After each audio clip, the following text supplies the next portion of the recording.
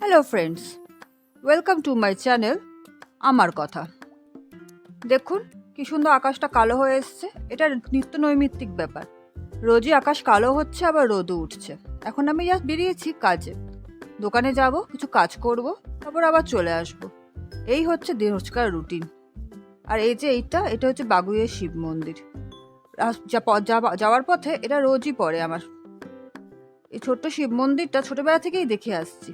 আর এই জায়গাটা হচ্ছে সব থেকে মারাত্মক জায়গা আমার, কারণ এখানটায় আমি প্রচুর পিছলাই।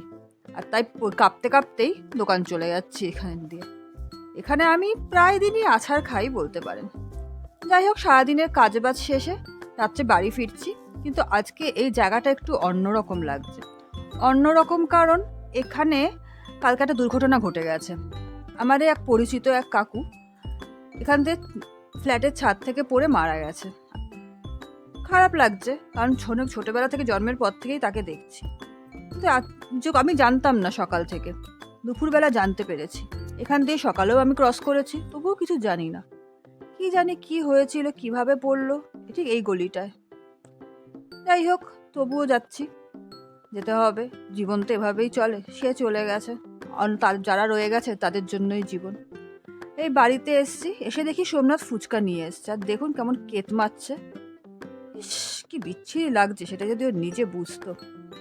আর ওর পাশে আমার শাশুড়ি মা পুজো দিচ্ছে। সোমবার তো, শ্রাবণ মাসের সোমবার, সকাল বিকাল পুজো হচ্ছে। আর এই যে সেই ফুচকা খেয়ে যখন বাড়িতে বসে আছি, এই যে এটা হচ্ছে সোমনাথের স্টুডেন্ট, মানে ছোটবেলায় ছিল আমার স্টুডেন্ট, তারপর এখন বড় হয়ে গেছে সোমনাথের স্টুডেন্ট।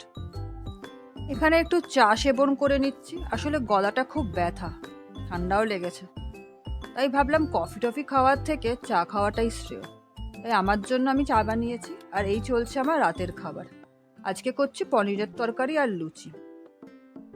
লুচি আমাদের সবার খুব প্রিয়, আর আমার বাড়িতে তো প্রচণ্ডই প্রিয়, বিশেষ করে আমার হাতের লুচি।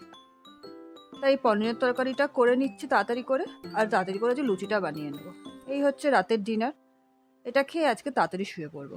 তা দেখা হচ্ছে আপনাদের সাথে নেক্সট ব্লগে। ততক্ষণের জন্য টাটা।